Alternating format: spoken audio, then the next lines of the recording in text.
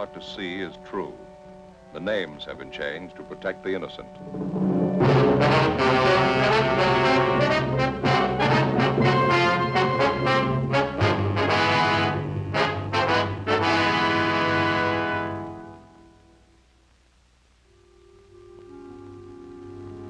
This is the city. 4 million people. There's something for everybody. Houses to live in. Places to work. Places to relax. Churches to pray in. Most of them enjoy life and they try to hold on to it. A few of them have lost their grip. In my job, I get to know them all. I'm a cop. It was Monday, August 12th. We were working the day watch out of Juvenile Division. My partner's Frank Smith. The boss is Captain Stein. My name's Friday. We'd gotten a call that a 7-week-old baby had been abandoned in a bus terminal. There was no sign of the mother, no lead to her whereabouts. We had to find her.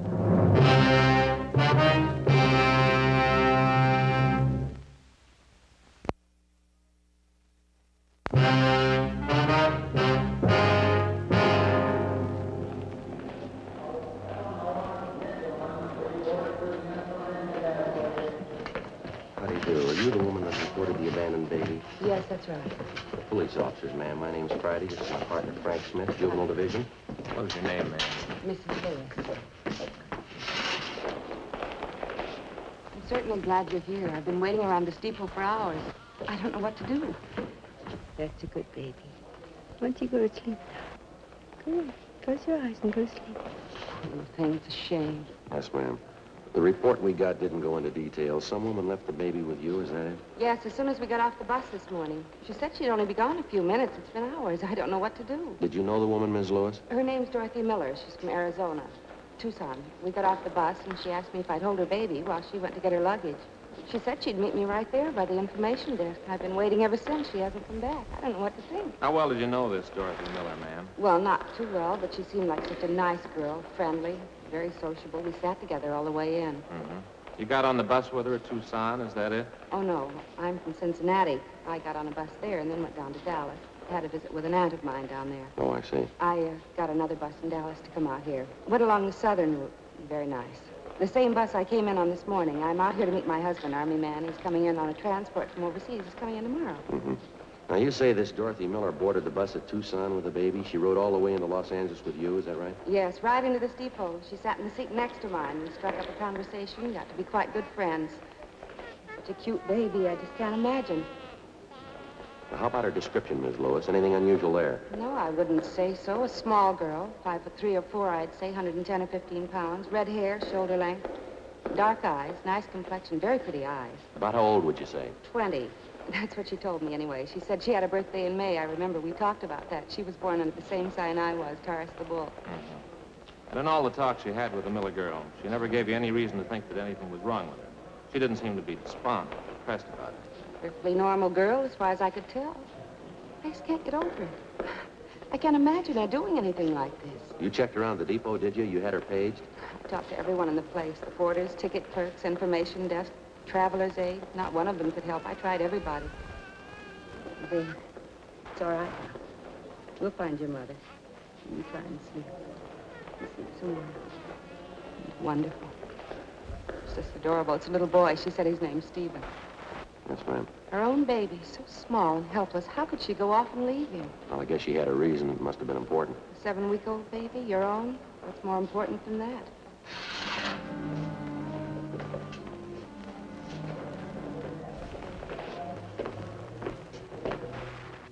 Before we left the bus depot, Frank contacted the clerk at the depot information desk and left our card with him. If anyone came in to make inquiries about the abandoned child, he was to advise them to get in touch with us. 11:48 a.m. The woman the baby had been left with, Mrs. Marjorie Lewis, agreed to return to the office and give us a complete report on everything she knew about the case. As soon as we got back, we briefed Captain Stein on what had happened, and he assigned policewoman Betty Stone to come in and help out with the baby. A cursory examination seemed to indicate there was nothing abnormal about the baby, no apparent deformities. We checked the blanket and the baby's clothing, but we found no identifying marks of any use to us. Policewoman Stone made the baby comfortable for the time being, and then she began to check through the contents of the small valise which the baby's mother had left with Mrs. Lewis. It contained the usual assortment: baby oil, powder, dextrose, a few cans of milk, a couple of blankets, and a supply of diapers. Frank and I continued to interview Mrs. Lewis. Is this the Miller woman's first baby, do you know, or did she happen to mention? Yes, it's her first. That's what she told me anyway. Did you talk about the baby's health at all? Was there any trouble there? Well, she did say she had some trouble with the formula at first. It didn't seem to suit the baby. It wasn't anything serious, though. Matter of fact, that does worry me a little bit, Sergeant. What's that? The baby's formula. Mrs. Miller did say it had to be fixed a special way. Some special medicine she put in it, too. Are you sure the baby's going to get good care? Yes, ma'am. No need to worry. He'll be moved to the general hospital. They'll look after him. Frankly, I can't help but feel a little guilty about all this. What do you mean, Mrs. Lewis? I mean, turning the baby over to you. It'll probably be put in some kind of an orphan's home.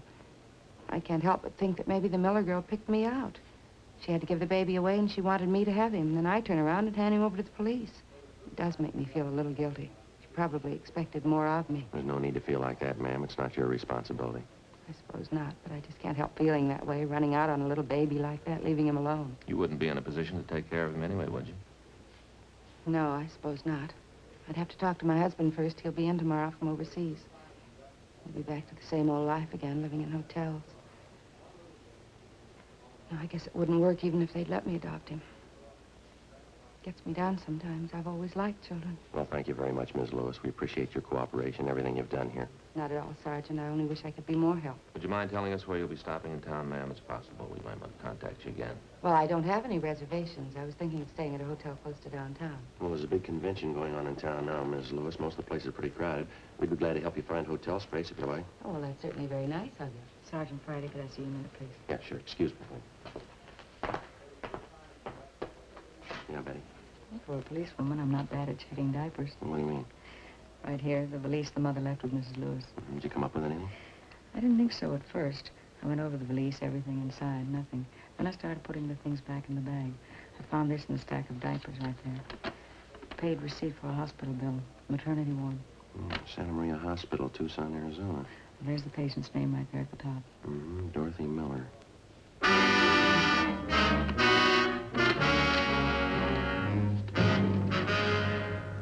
12:30 p.m. A local broadcast and an APB were gotten out on Dorothy Miller. Then we sent a communication to the Tucson Police Department laying out the story for them and asking them to check with the Santa Maria Hospital there for a possible lead on the missing mother. Meantime, the baby was removed to the general hospital. We found accommodations for Mrs. Lewis in a downtown hotel. We dropped her off there, and then we drove back to the bus depot on 6th Street. We tried to locate the driver of the bus on which the Miller woman and her baby had arrived that morning. We were told he was off duty and that he wouldn't report back in until 8 o'clock the following morning. We left our card along with a message for the driver, asking him to contact us as soon as he returned. For the rest of the afternoon, Frank and I, along with 2 other men from Juvenile Division, checked with all the bus depot personnel, but we were unable to turn up any kind of a lead. After that, we started making the rounds of the hotels, bars, restaurants, and taxicab stands in the neighborhood. The same results, nothing. 7:55 a.m. the following morning, I reported back in for work.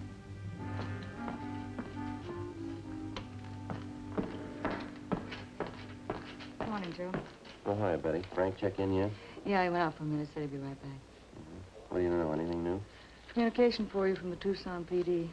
Kickback on that query you got off to them yesterday. You see this? Yeah, confirms the fact the woman had her baby in that hospital. Still not much help, though. Yeah, I see. We checked out her last known address in Tucson. She moved. No forwarding address, no line on her friends or relatives. Well, the day the baby was born seems to check out. Yeah, June 24th. Makes the baby just about 7 weeks old. This part doesn't make much sense, though. The Miller girl's description? Yeah, Ms. Lewis said Dorothy Miller was small and dark. Long red hair, dark eyes. People at the hospital describe her as being fairly tall. Blue eyes, short brown hair, about 29 or 30 years old. Mrs. Lewis said the Miller girl just turned 20, didn't she? Yeah. Sure doesn't figure, does it? A little too much to write off as coincidence. 2 Dorothy Millers having babies, same day, same hospital. I just happened to think, this description of the Miller girl. Uh-huh. Fairly tall, short brown hair. Ms. Lewis has short brown hair, hasn't she? Hi, Joe. Morning, Frank. You know that bus driver we wanted to talk to, the one that drove the bus that Dorothy Miller and the baby came in on yesterday? Yeah. Well, he came up to see us. He's in the next room. I've been talking to him. You saw this answer from Tucson. Yeah. I think we got the tie-in. How's that? That description Mrs. Lewis gave us of Dorothy Miller. The driver doesn't remember anyone like that on his bus. He remembered Mrs. Lewis, though. She didn't get on the bus at Dallas. She didn't sit next to a young girl with a baby either. Driver says he's sure of it. Well, then what's the pitch? Mrs. Lewis got on the bus at Tucson. She had a baby in her arms.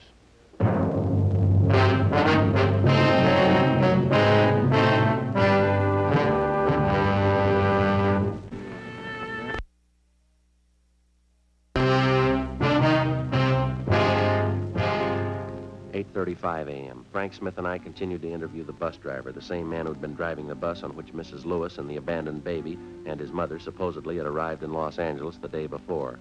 The more we talked to the driver, the more he convinced us that the story we'd gotten from Mrs. Marjorie Lewis was a long way from the truth.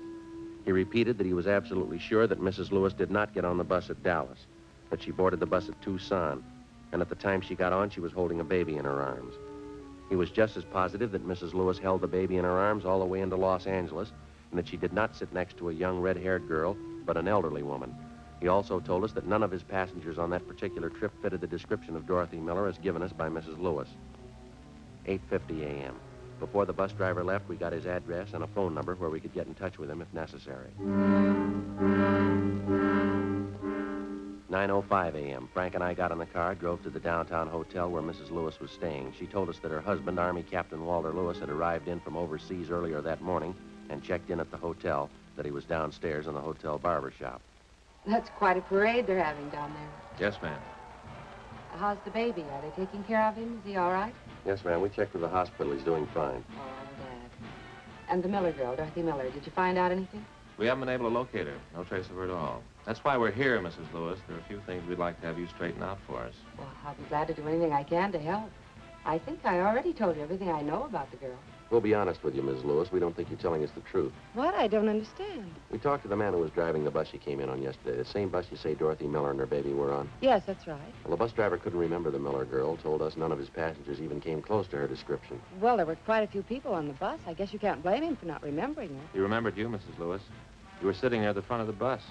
He doesn't remember anyone with a baby sitting next to you, though. I guess he made a mistake. He can't remember everything. He said you were holding the baby. I don't understand this. What is it you're trying to find out? When we talked to you yesterday, you told us that you got on the bus at Dallas, isn't that right? Yes, what would that have to do with it? Well, the bus driver says you got on at Tucson. He seemed to remember it pretty well. Says when you got on the bus, you were holding a baby in your arms. Oh, that's silly. He's wrong. He must have me confused with somebody else. I don't see how, ma'am. He says you were the only woman on the bus with a baby. What's the point of this, Sergeant? I don't understand any of this. Well, now, frankly, Ms. Lewis, neither do we. I don't know why you're lying to us about this, but apparently you are. You're wrong. I'm not lying. It happened just the way I told you. The girl gave me the baby to hold, and then she disappeared. There's no reason for me to lie about that. We found a receipt for a hospital bill in that valise with the baby's things in it. The receipt was made out to Dorothy Miller. Well, that proves it, doesn't it? She was on the bus with me, and her baby was with her. Check was made with the hospital at Tucson. They remembered the name Dorothy Miller. She gave birth to a baby boy about 7 weeks ago. She wasn't the same girl you described to us. Description wasn't even close.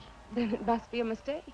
I guess somebody made a mistake. I can't understand any of this. They sent us back a description of the Dorothy Miller who stayed at the hospital.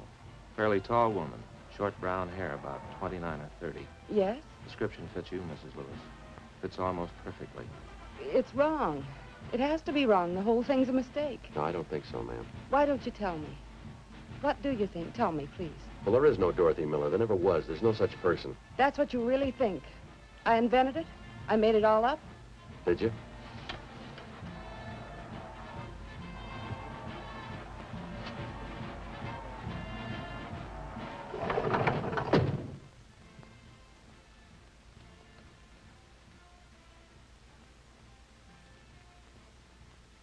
And the baby. What about him? If there's no Dorothy Miller, what about the baby? I don't know. You want to tell us? Ms. Lewis?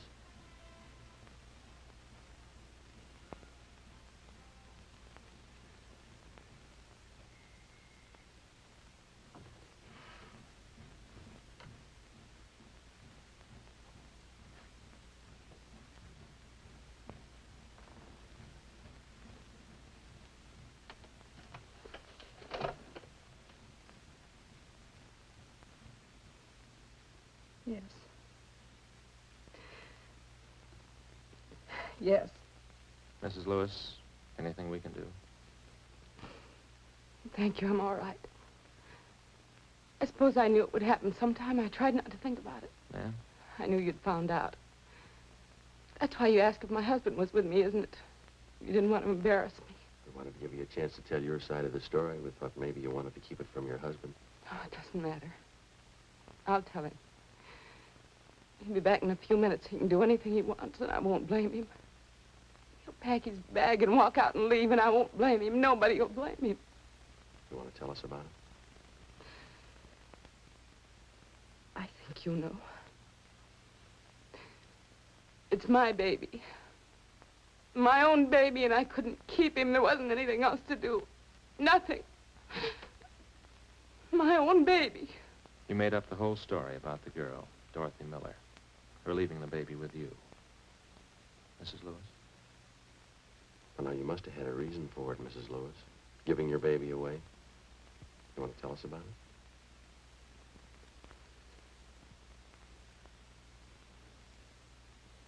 It won't make any difference. It's done. It's all done. It's my husband I'm thinking about. Walter.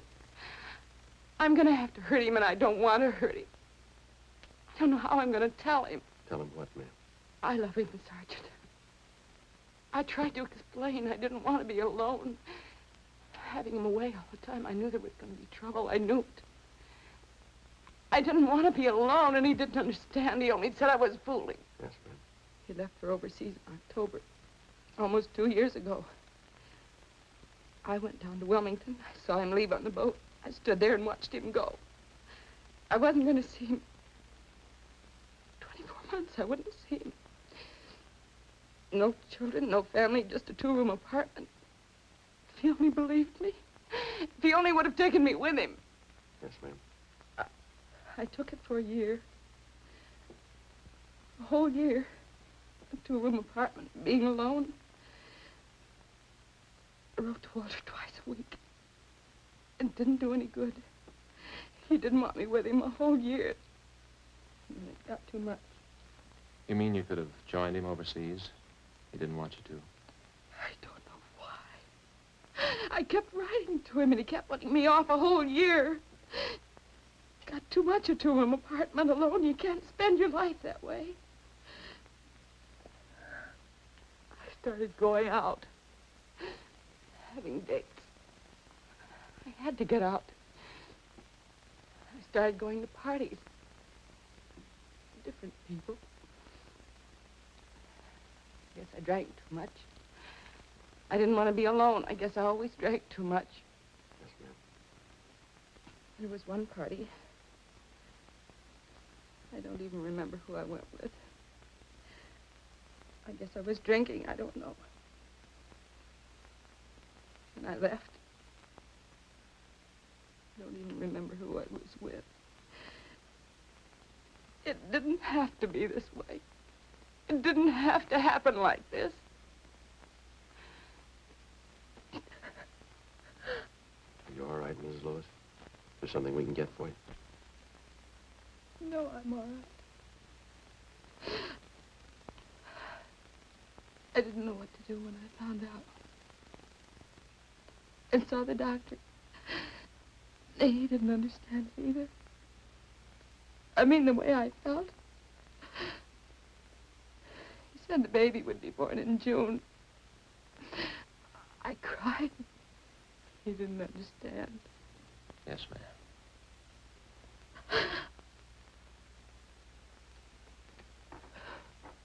When the time came, I went to Tucson, Arizona.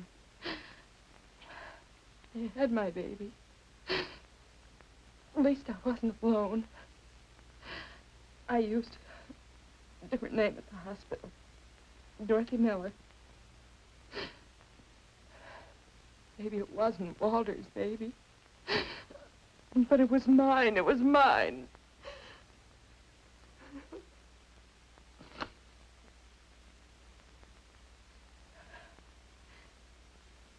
But at first it wouldn't make any difference. But it did, though. It did. So you figured on giving up the baby? Giving him away? Is that it? I can't tell you how many times I worked it out in my mind, day after day. I almost went crazy with it. Walter, the baby, which was it? I finally decided, Walter. Don't you think it's fair? Don't you? Well, it's your decision, ma'am. It's going to have to be up to you. I don't know how to tell him. Won't you help me, please? Help me tell Walter. All right, if you like. Such a terrible thing. I mean, to make a choice. When you have to hurt someone. To have to choose between the two of them. One of them has to be hurt. Ma'am? My husband or my baby. Which one?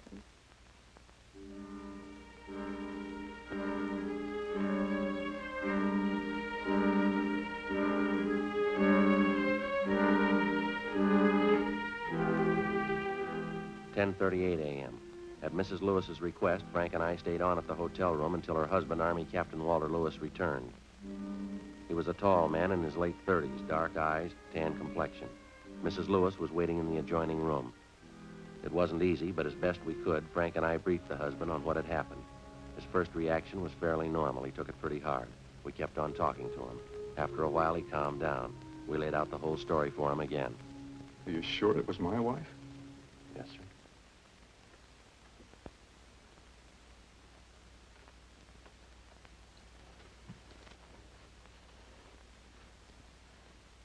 She turned the baby over to the police, is that it?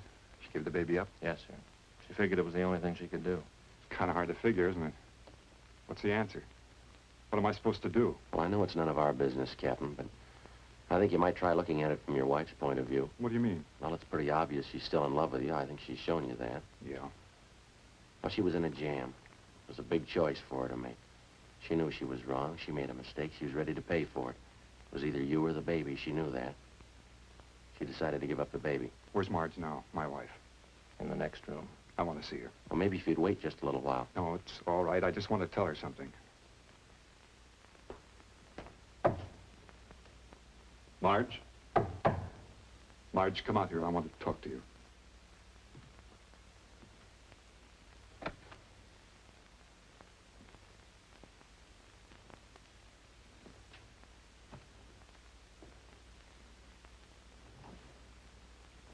What can I say, Walter? I'm sorry. I'm sorry. There isn't anything else I can say. You don't have to say anything, Marge. You can do what you want. I won't blame you. You've got a right to do anything. I just want to tell you, Walter, I love you and I'm sorry. I'm sorry. I won't blame you. Anything you do, I won't blame you.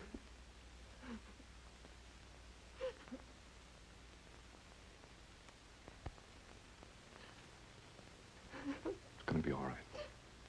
Nothing to cry about here. Everything will be all right.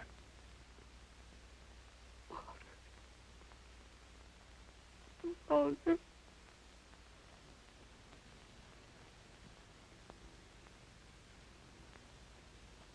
Try and take it easy, dear.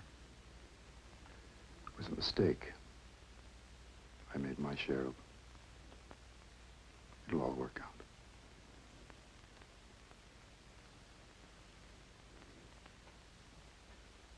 Officer, Yes, sir? I'd like to ask a favor. We got a car downstairs. Yes, sir, we do. I wonder if you'd mind dropping us by the hospital.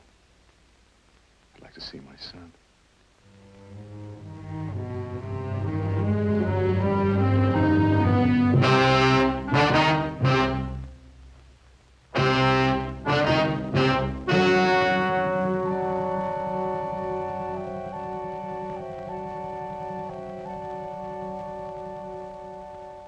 On August 15th, a meeting was held in the District Attorney's Office, City and County of Los Angeles, State of California. In a moment, the results of that meeting.